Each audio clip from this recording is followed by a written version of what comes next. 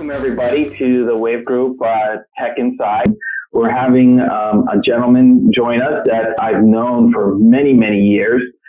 Recently just came into the real estate world from the pharmaceutical world, but I'd like to introduce Christopher Callahan from Weichert Companies. Christopher, how you doing today? How's it going, Dave? Hey. Long time no see, yeah? Yeah, exactly.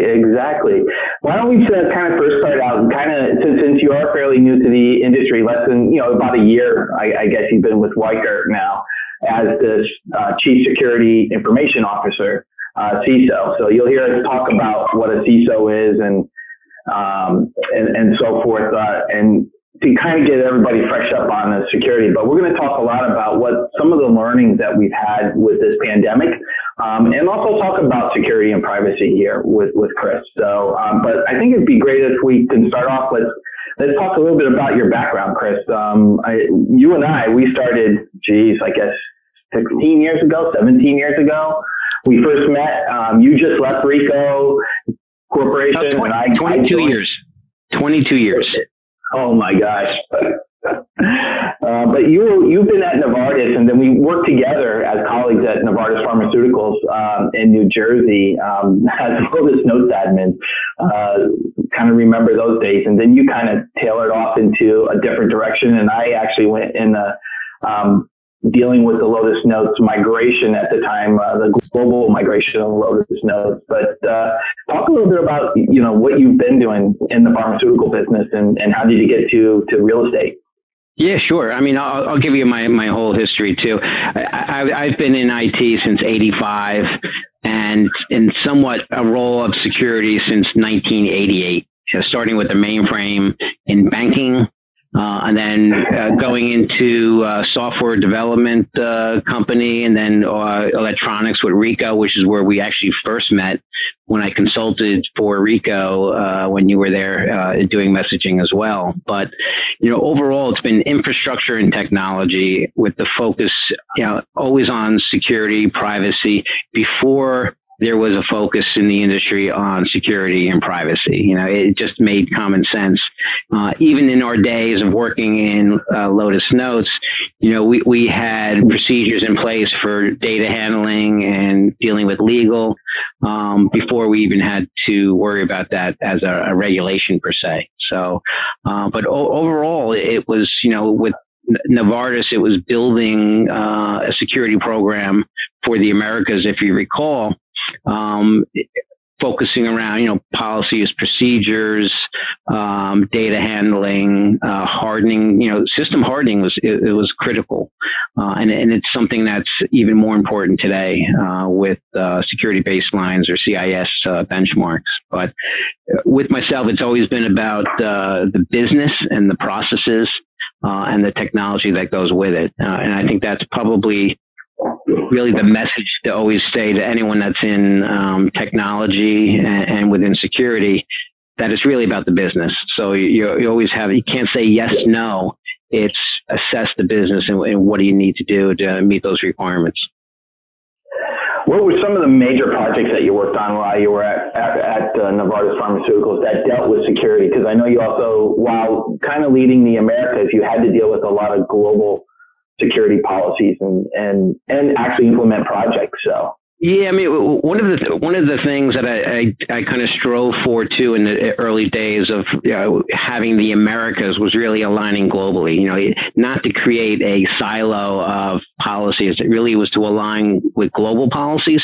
So I had to deal with a lot of politics, but it was something that if you don't have aligned policies, it's going to be dysfunctional, and that's true even in my job today with Weichert. I work for Weichert Companies, so there's many companies that Weichert has that I deal with. It's not just the real estate; it's the mortgage company, the insurance company, the title company, and the relocation company that really takes my time. And it's really about taking the silos of those companies as being the first CISO there and bringing all of the, framework and the policies, the procedures all unified as, quote unquote, the Weichert family of companies, because for one, it makes more efficient processes, and it just allows for a lower cost of management of the process that we need to do. So when I was at Weichert, a lot of what I did was, when I was at Novartis, the projects that I did, even with messaging, was to implement secure messaging, even within Lotus Notes, encryption of databases. Later on, with it was around monitoring or the web proxies, knowing what we had to knowing what was going on. So the monitoring aspect of under the NIST framework. Also looking at what we needed to do around identity and access management, dealing with privileged access. And one of the most important things that I think most companies should be aware of too was vulnerability management. I think that was my saving grace. Even if you recall too, when we had our configurations of our servers, they were hardened. They were locked down, and we verified it through Nessus scans. So it was really a reassurance of knowing what we didn't know before. And I think that's really a downfall with a lot of companies today, is they can throw a lot of technology at problems, but they don't look at really some of the underlying, core foundation of servers to make sure that the right patches and configurations are performed. So it was a lot of that type of silos of work within security, where we're doing vulnerability management, we were doing identity and access management, we were doing network security. But each project had its strategic place in time, and what we needed to do based on what my responsibilities were at the time. Yeah. And I think if I, going back and looking back at everything that we had done with the Lotus Notes before I left and to start my journey into the real estate world, 15 years ago, we always had I think it was process, right? It was always about process. And making sure that it was documented. And it's really hard to get companies today to kind of understand that process is what helps, and it's a living process, right? It's not like it's not a one and done. It's kind of this iteration, right? Of hey, things change, technology change, people change, business change. You have to constantly be evaluating those processes. So what are some of the challenges that you've seen coming into the real estate world? Not just the real estate, but in a company that offers full services like Weichert, because there are a lot of brokerages out there today that have those same types of companies as well too, maybe on a smaller scale and some at the same scale. What have been some of the challenges that you've been able to take your learnings in the pharmaceutical and transfer them over into the real estate, into Weichert? Yeah, I think what I took away from it wasn't even just Novartis and pharmaceutical. It was the maturity aspect, just like you mentioned, the documentation, and I think that that those lessons learned I also had actually when I was in banking. So banking, even in its day, it's still the same about documentation, about process, controls.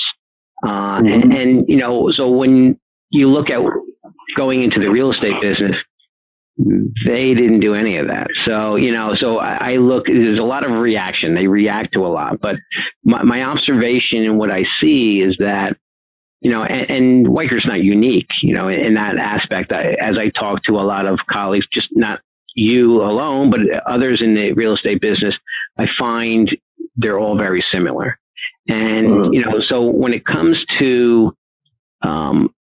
IT and security, you really need to have a strategy of what you want to do with the business. And again, too, I always take that back is what does the business want to do?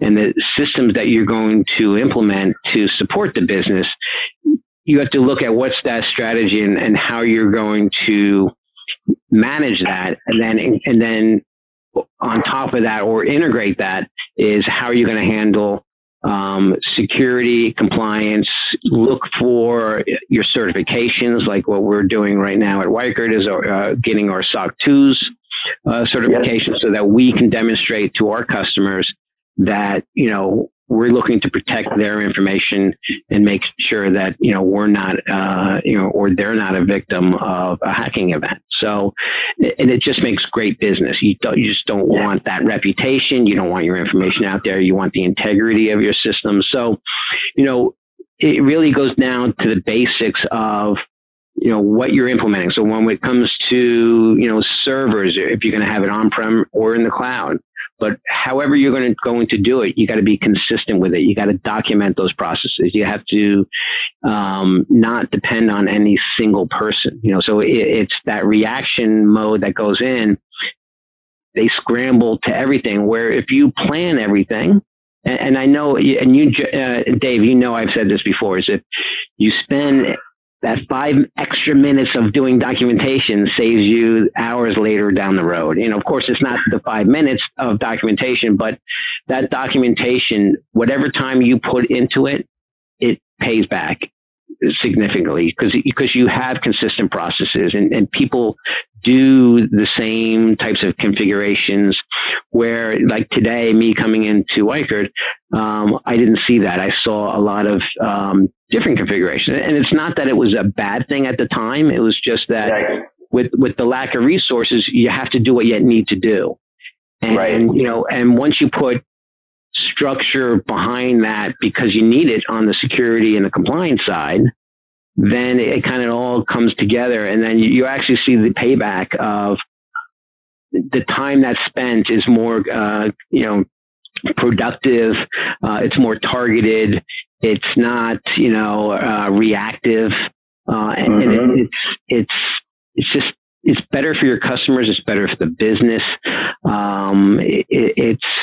It just makes life easier. And I think even some of our discussions we've had in the past, I always turn that around to say, it's a selfish thing, meaning when I'm done for the day, when you have a good work-life balance, I don't want to get a call at 3:00 in the morning. Oh, that this system's down or that system's down. Because, if you do those right things, it most often doesn't happen. And we lived that too. We had, when we were in charge of infrastructure, even for the messaging side, if you did everything what I just described, it works. It works. And of course, you configure your high availability. You really look at what do you need to do for the business. And if you have that mindset, you're in pretty good shape, and if it's about reacting to everything, it's not going to be pretty all the time. No. It's run into problems. Believe me, I've had my share since then. So dealing with issues and challenges, and those 3:00 in the morning phone calls are actually still being in the office at 3:00 in the morning. But so with this, the whole idea of why we were talking is because of this pandemic, and we kind of talked a little bit about, you and I, on how does disaster recovery, business continuity play into the security and privacy aspects of this, and kind of give some of the learnings that you've had over this pandemic that now you're going to be able to take and build some processes and procedures around and have some follow through and for the future.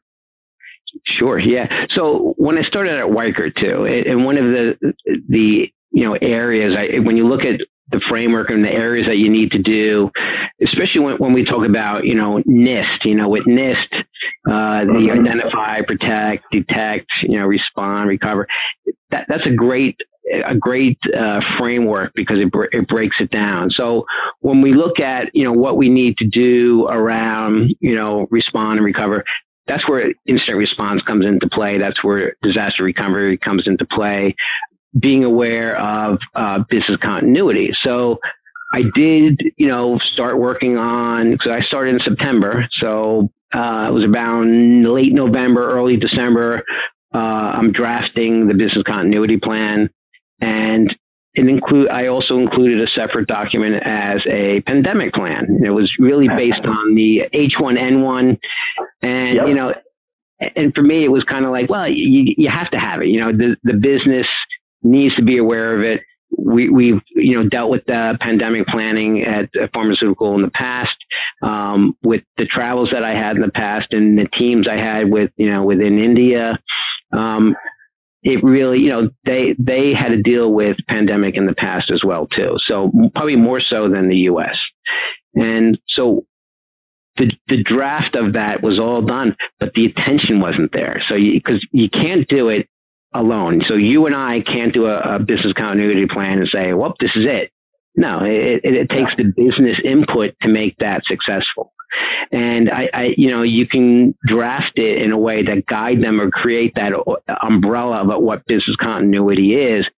But when it gets to the details, the business has to be involved to make that happen successfully. And even in the pandemic planning, just as much, or if more so too, especially with the expectations of what is going to happen. And in our sense, what did happen, and then even more so in the future of what will happen. And when I say that too with the will, because the pandemic plans, they're based on history, scientific data, not politics. So what we see today with a political,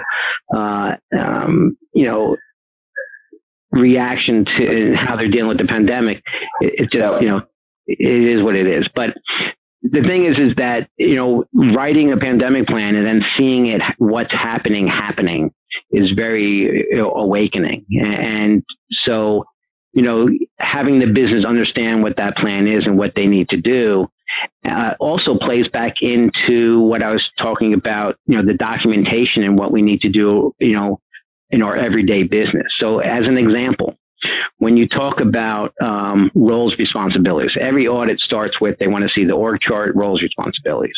Mm-hmm. But what's critical roles and responsibilities is that those roles are defined, those responsibilities are defined, that the job descriptions reflect that, because it also plays not only into incident response, business continuity, but within pandemic, it helps the business make decisions, and those are the decisions that people don't want to hear. But when the business is being impacted, revenue is down, you need to make decisions of furloughs. It's just the reality of what the plan happens. But understanding what the roles and responsibilities are, you can make now business decisions of who you furlough and who you don't furlough.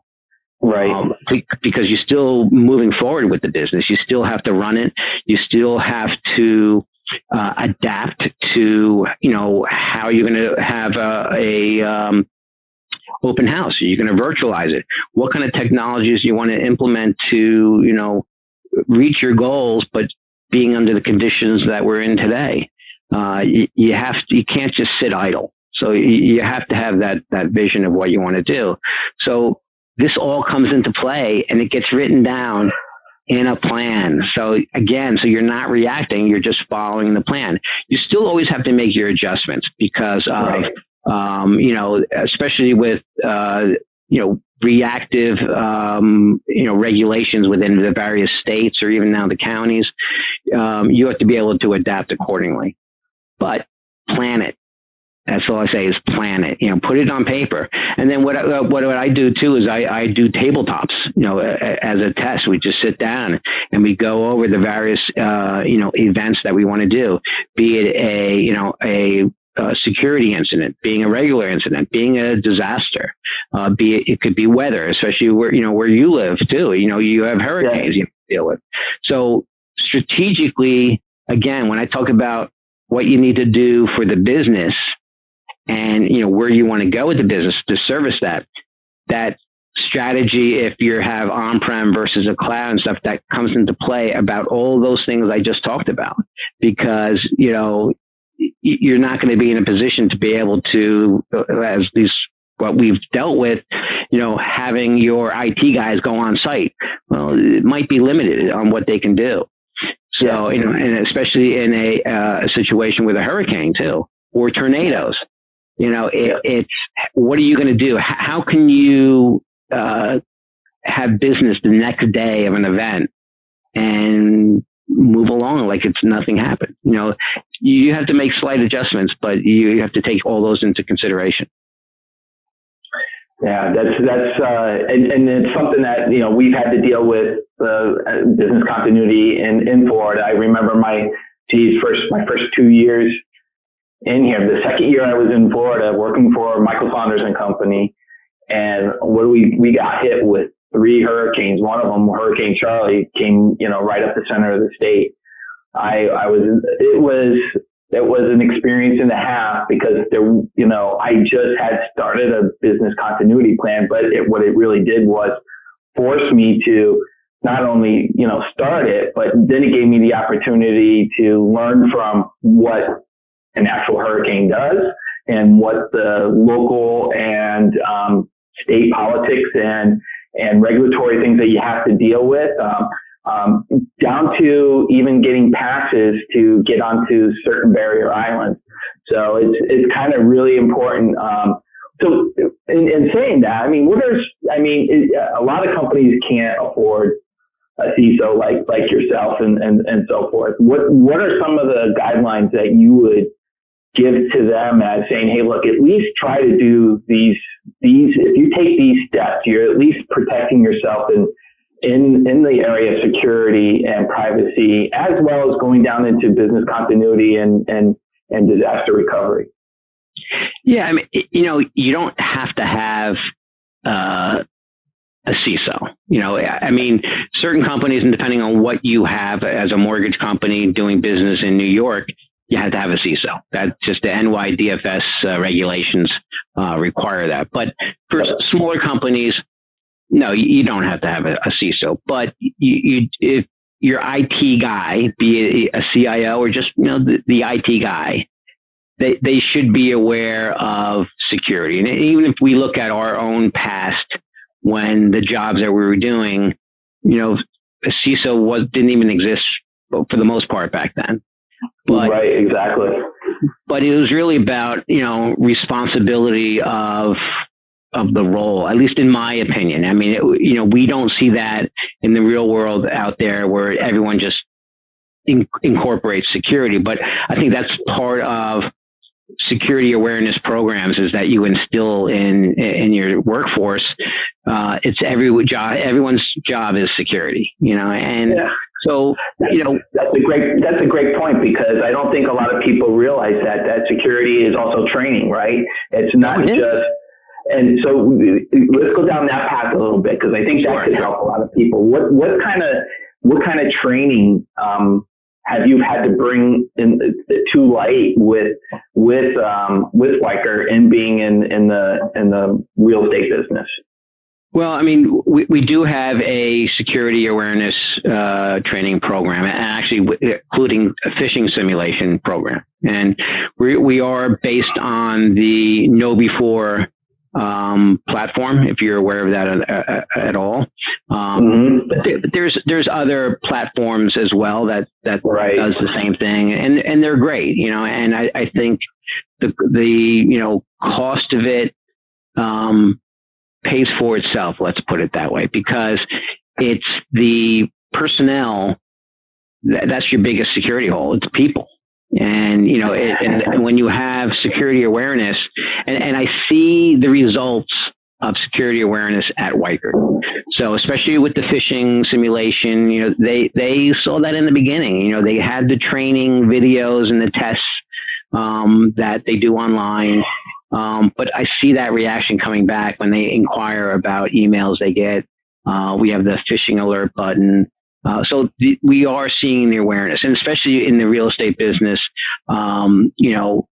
business email compromise and sitting and waiting for a wire, for a transaction to happen. Yep. Exactly, where they inject their own wire transfer, their codes, so that the money goes somewhere else. I think I would say every real estate company has been burned by that. It's probably easy to say that. although most might not admit it, but there's going to be some case in there. So awareness was critical, and we just maintain that. We'll set up like even in this year, we have a general security awareness program every year. The first year was kind of a long one, 45 minutes. Now we're down to like a 20-minute. I like to have them under a half hour, as far as impact. But we'll also reinforce it with phishing. And then because of COVID, we did a quick 15-minute awareness on COVID and some of the activities that happen, especially around phishing. And phishing is the biggest, risk that a company can have today. And it's really, what do you have in place to help make that better? And it comes down to even your configurations of email.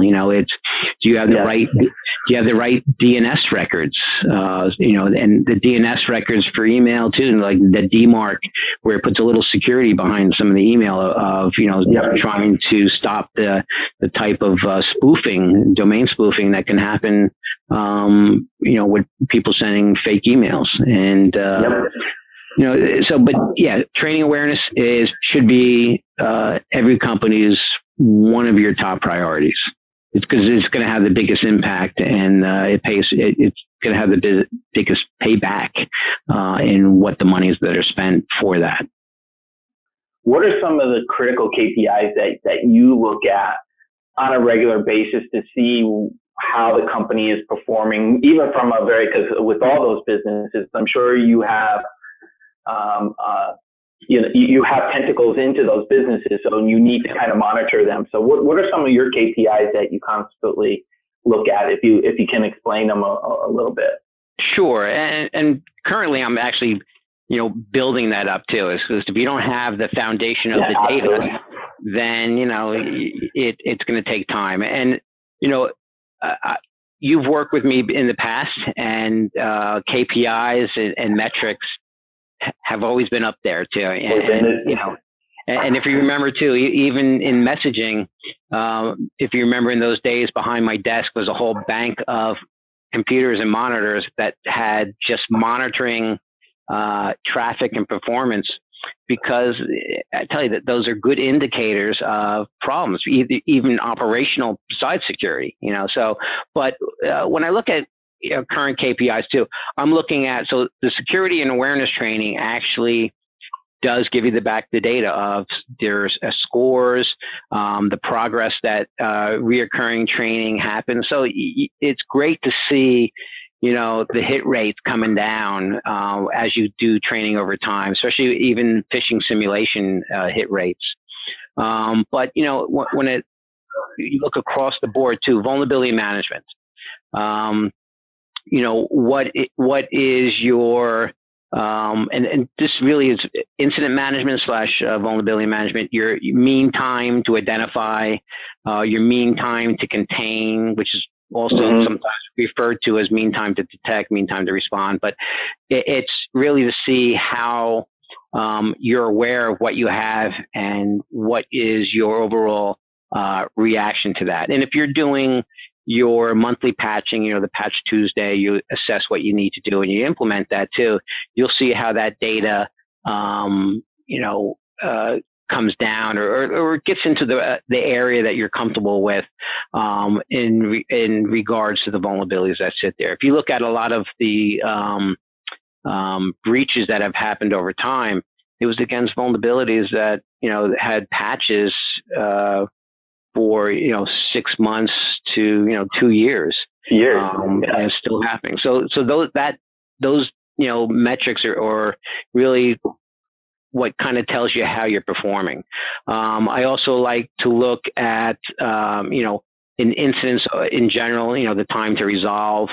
Of course, availabilities, you want to look at your uptime. So when we look at architecture. And what is around. So when you're doing business impact assessments too against applications, you do want to get business requirements about, what is their availability requirements too. So, but you have to architect to support what that is. Many times, and you've seen it over your career too, where the business just this is a great solution. Let's just implement it. And what's not, maybe not even tell IT about it either. But they never look at all the details of availability, performance. Sometimes, it's just about how much does it cost. Well, you do truly get what you pay for. Right. You have to, monitor all those things. So, I look at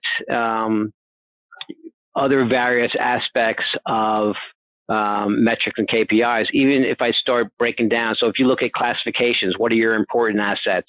What is the health of, I always call it the crown jewels, because that's critical for your business. And so I like to put even granular metrics around those areas that are important too. So, how's the company overall versus what are those crown jewels metrics as well?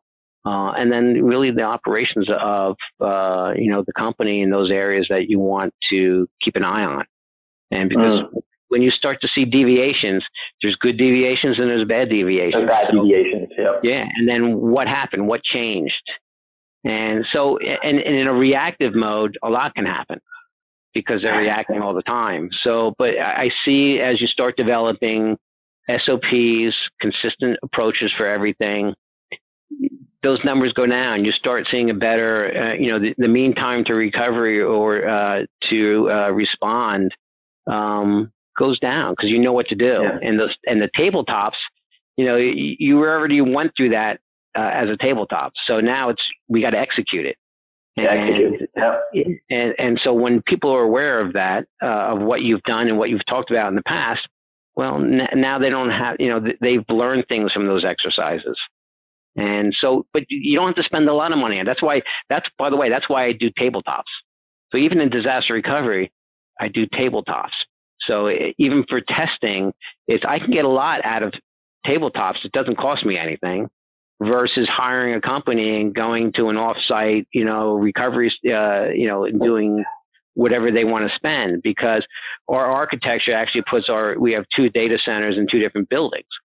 And so we have a lot of redundancies between the two, similar to what we've done in the old days with messaging, where we put our servers in 2 different data centers and we had replication between the 2. It's the same thing. And with VMware and vMotion and stuff, basically the customer doesn't see any of the impact that might happen. But yeah, it's got to measure and you got to understand what you're measuring. And what does it mean too? I've seen over the years, Novartis was great at this. They would love their metrics, but they had so many metrics. I go, well, what's this for? What's the value? You always have to say, what's the value of the data? And I'd always say that too. When people were asking me, I'd be like, what's the value? What are you going to get out of this? And one of the great ones too is always seeing the number of vulnerabilities. I'm like, what? Why? What's the value of that? That there's always going to be vulnerabilities. There's never going to be 0. And, just having the number of vulnerabilities doesn't tell me anything. It's how long does it take to remediate that vulnerability? That's what I care about. Yeah. That's interesting. With, with the GDPR and the California Consumer Privacy Act coming into play and your business growing, as well too. The one item that is how are you handling your vendor relationships in security and privacy, as well as their DRBC as well too? How are you handling those? Oh, that's a great leeway. So when I talked about security awareness being one of the top priorities too, another one is third-party risk assessments. I mean, it is critical. And I think, if you look back at the, major breaches that have been publicized too, look at them and look at the details. You'll see that the third party was the breach, vector for that company. Exactly. So, third-party risk management. That's why we have the Know Before KCM GRC. We use that actually for our third-party risk management. So what we do around there is we take all our vendors, and I approach this with each company uniquely. And I say, give me your list of all your vendors, and they give me the list. I go, all right. now prioritize them as high, medium, low, and really focus on those on the high. And when I say high, medium, low, it's high impact. What is the impact of this vendor or supplier for, especially within your supply chain of your business? Right. And so then we take the high, and then what we do is we enter them all the information, who's their point of contact, and what we send to them is what's called a SIG review, or a security information gathering review. And you might have seen them in the past as they send a spreadsheet with questions about your security program. Yeah. And all companies get these. Those that don't have a CISO or a security program, they're still getting these SIGs, and they still have to do them. So we do them to our vendors. We receive them from our customers, and that's just the way it works. So the thing is that we start off slow. You put it into a manageable set of questions that you can manage, both with the vendors, and it gives them a sense of where you're going, because we're going to reassess them every year, and the questions will get harder. We're going to be looking for more. And one of the questions that we did look for was around, their own business continuity. What's their own disaster recovery? How, and even in that sense, they might not even be a company that deals with IT at all. So, but it's still the same questions that we care about too, is what are you doing about business continuity? Do you have a pandemic plan? And, so we did have a sense with our vendors or critical vendors of where they were before the pandemic. But I think leading up, once we even started hearing about China, because the pandemic plan, the pandemic plan does mention, outbreaks that are happening overseas. And part of it, break it down, is various steps is when that first case happens in the U.S. too, that changes your plan. That's the next level of what you have written. But it made us aware before it even hit the U.S. that because of our relocation business, we're in over 100 countries already. We have a lot of relationships with a lot of vendors. So, we did send them out reminder questionnaires to all of them, just to find out, do you have a pandemic plan? What are you doing? And my comments to the business too is, even though they're doing that, be aware that they potentially the information that's being provided might not be truthful per se, depending on what activity within the relocation business is, whatever they're performing and whatever the contingencies are. I always say, be aware of maybe getting another contingency of another vendor, just in case. You know what I mean? And it's just to have them sitting on the sideline, but you always have to, not be complacent with whatever is happened easily. Send them out a questionnaire and getting a response back, just go, well, my job's done. No, you really have to assess that, understand what the information that they're providing you, and see through the BS sometimes that comes in through these questionnaires too. And that happens a lot. You get used to, when you're doing these questionnaires, of the BS that's in between. And you can see the quality that comes back, because you do get the samples of their policies, their procedures, what are they doing? What are they not doing? And third-party risk is critical. How are you protecting my customer information that I'm providing to you to do that job that you need to do for us? For one, I'm not going to give them all the data. I'm just going to give them the data they need to perform that action. But at the same time, when they're done with that, is, what do they do when they're done doing business with us? How do they make sure that that data is still protected, or it's purged? So, data retention is another aspect of, don't keep information you don't need. Especially when you deal with legal and e-discovery, that information can backfire on you. So, always just keep the information you need. Don't hoard data. Hoarding data is not good. We've seen that in breaches, we've seen that in legal matters, where data that you shouldn't have had was a downfall for that company. Yeah, usually that data is in legacy systems that haven't been patched, right? Haven't been managed or maintained, or don't have the security protocols set for it to prevent, breaches that are using newer technology, today's technology to get into them. So it's very important not to. I love that statement. I love only.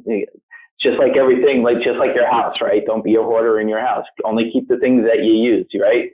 Yeah. My dad used to say, or he still says actually, that I haven't used it in 2 years. It's out of here. Oh, that's good.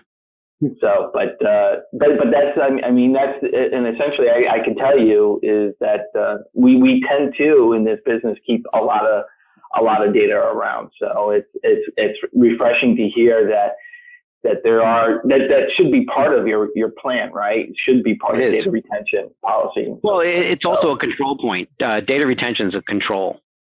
So, I do, work with the Weichert Companies, and I do have a template for data retention. What are, within your systems, within breaking down. So when I do a business impact assessment, part of the business impact assessment is asking even about their data. Where's your data?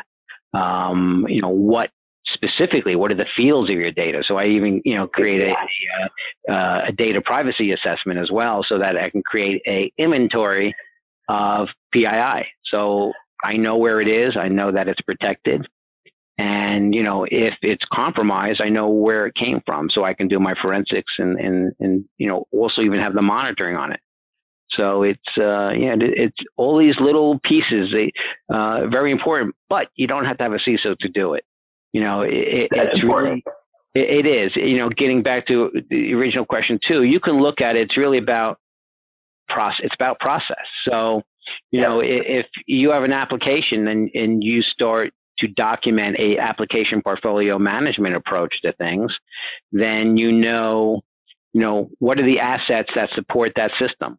Either be a specific servers, databases, web servers, but it could be in the cloud. So what are the cloud resources? But you have to define that and tie that together. But then you start knowing about the system. Where is everything that you have?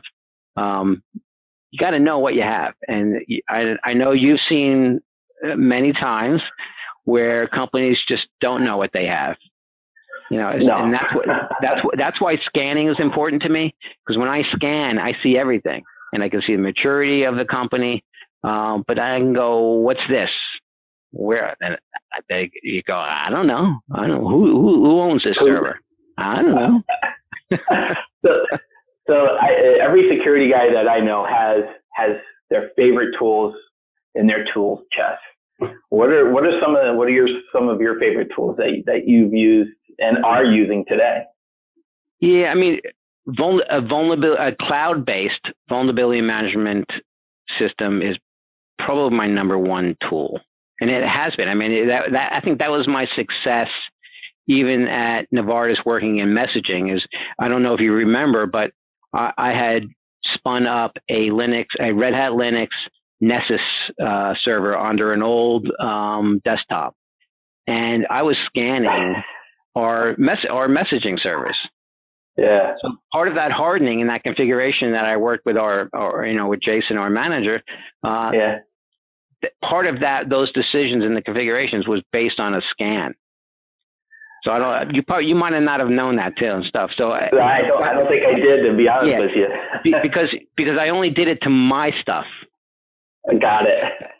So, and doing that too. And even when I was at Novartis, at one point in time, I had to do a review of one of the first generations of multifunction printers. And you would think, just a printer, like, what's the big deal, right? Right? No, but printers, people don't realize what modern printers can do. They house a web server. They have FTP on it. There's a lot that a printer can do. But in the early days, it was just a side PC connected to this printer, and they had rolled out 25 printers. And I said, I didn't do the review. Roll them back, bring them back, and people were like, "Well, going to cost money. I go, well, you should have vetted this first. And basically, we hardened it was a Windows NT box. We hardened the Windows NT boxes. We physically got plates in front of it so people couldn't plug in USBs to get the data off it for whatever was being printed on the printers. So we protected the data. But the thing is the hardening was the key, because 6 months later was NIMDA, if you remembered NIMDA. It could have been even code red back then. And this worm spread. I remember. But it didn't hit the Lotus Note servers or the printers. So guess what? No one called me. Again, that goes back to don't call me. So if you do that due diligence, and so that's why vulnerability scanners have always been my number one tool, because it tells me what that the risk that it given to that given asset, and so now I know what I didn't know before. And here's one comment about that too, is that even though you might scan something and see vulnerabilities, it might not always be like the end of the world and we have to patch these. I mean, you do have to have your patch program, but knowing the vulnerabilities is what's important. Knowing it. So not necessarily that you have to patch them, but you have to patch them. But knowing the vulnerabilities, because tomorrow or this weekend, there might be a new, 0-day exploit out there, or a worm that's spreading and everyone's reacting. It's all over the news. And if you know what that impacts, because you scanned it, you know where those assets are, then you can address those assets immediately, even to the point of if there's no patch. Sometimes it might be that, well, let's just shut it down, because maybe it's a ransomware that's going around. And if you're vulnerable and you can't patch it, well, then maybe having it unavailable is better than exposing it and not having it available later. So it allows you to make the right decisions because you know the information. So you have a vulnerability scanning. The other, of course, is always a firewall. And a firewall is not the firewall that we were talking about 20 years ago. It's an integrated firewall, so that we know not just the traffic cop of the network, but you can put rules in there to firewalls are morphing now into including web access, so almost like a proxy, but they're not proxies. They know about the reputation of sites and URLs that they go to. They can block them. They can base it on categories. So and not only that, when you get phishing, the links that go to on the phishing to be stopped. So if you look in that, I guess that's the other aspect of it. And of course, anti-malware, and it's important. It saves you, but it's 80%, let's say, effective. But next generation anti-malware has come a long way to protect the companies and the information they have. So I'd say that's the top. And then of course, if you can afford it, identity and access management tools for privileged access is always nice to have. That's it's not always available to many companies, but again, you don't even need some of these expensive tools if you look at how you deal with process. With process, and me too. One of my big things is naming conventions. So, I form naming conventions around everything from naming servers, naming networks, user IDs versus privileged IDs. When you have a sound naming convention to everything, when it gets into the KPIs and metrics you were talking about, or scripting or APIs, it just makes it a lot easier. It's straightforward. Your naming conventions of what those assets are, what those people are, and you can code a lot easier based on naming standards. I don't have that privilege today, but I do see where there were various attempts in various periods of time where there were naming standards. When there's a lot of naming standards, you ask questions like, "What was going on?" Well, 3 years ago we were doing this. Well, 2 years. Well, naming conventions you should really lock on and not change, not change them. You really, they have to have meaning behind them. And a lot of times I talk about naming conventions. People look at me like, what does this matter? Why are you so nitpicky about this? It's not about today. It's about tomorrow when I want to code against things or I want to do reporting against things that I can do it easily. Yes. Otherwise you can't do it, and it's very difficult. Yeah, it's very labor intensive. Or you end up spending days and days and days writing a stupid query against a database to polls because there's so many different iterations of that naming convention, right? Just to get to the real data. Exactly. Then you're not even 100% sure the data is correct, right? Yeah, exactly.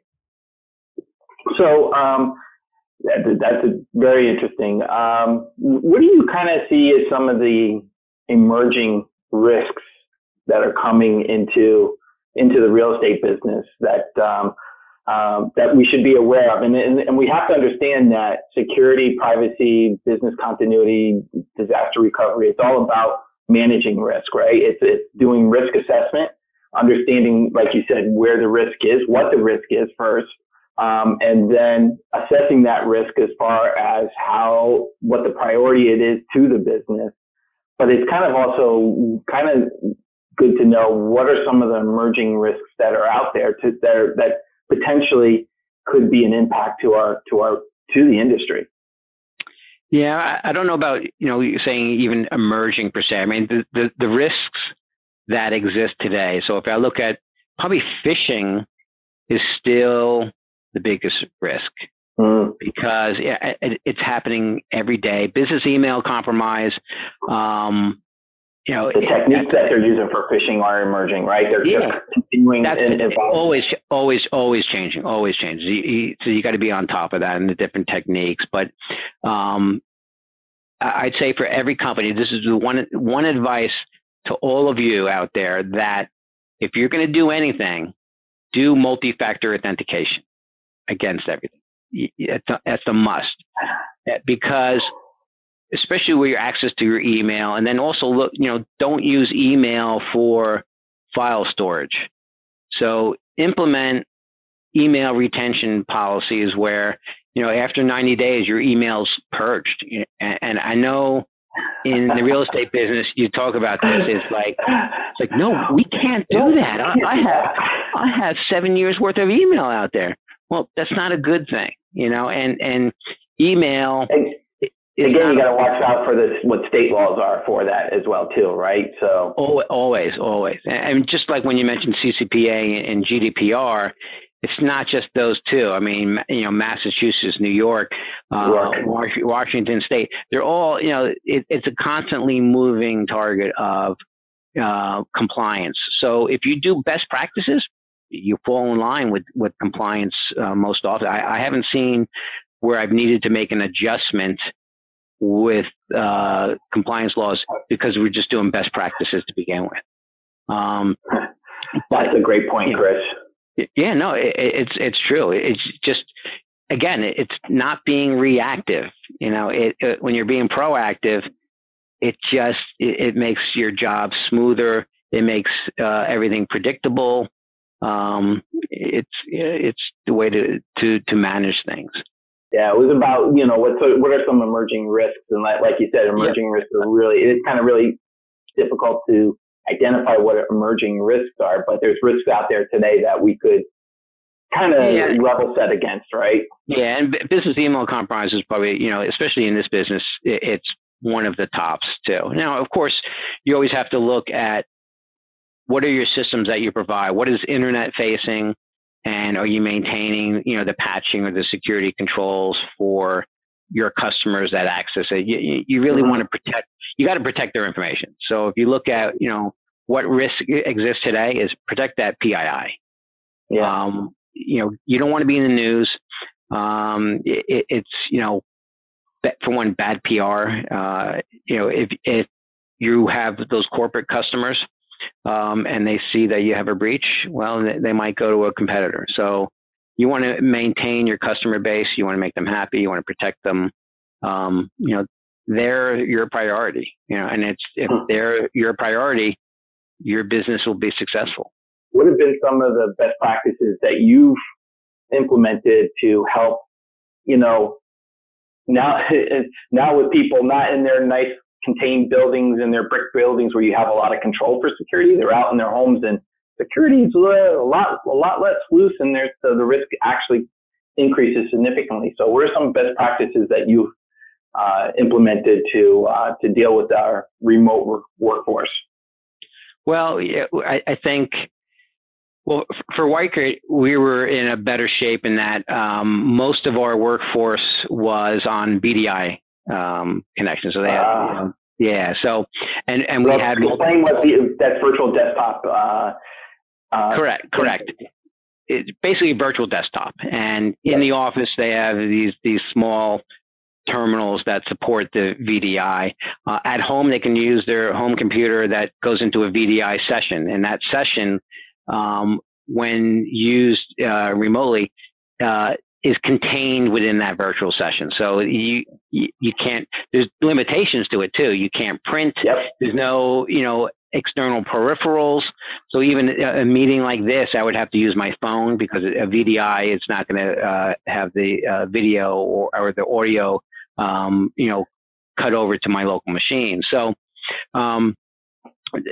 we were in good shape because of that, and having multi-factor authentication, that was great. We could limit our traffic even to our perimeter ranges of IPs for limiting access. But so we didn't really have to do major adjustments.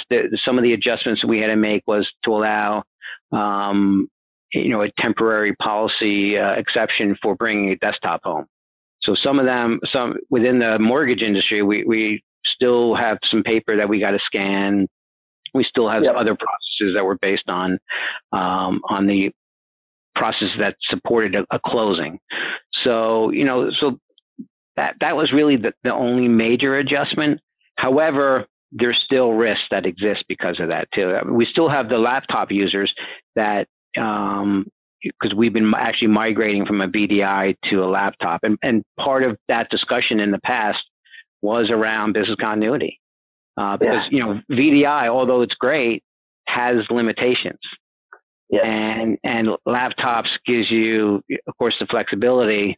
Even when we talked about business continuity and disaster recovery, we didn't have that vision enough. Even though you plan for a pandemic, having everyone home and having offices closed hasn't been anticipated in our life.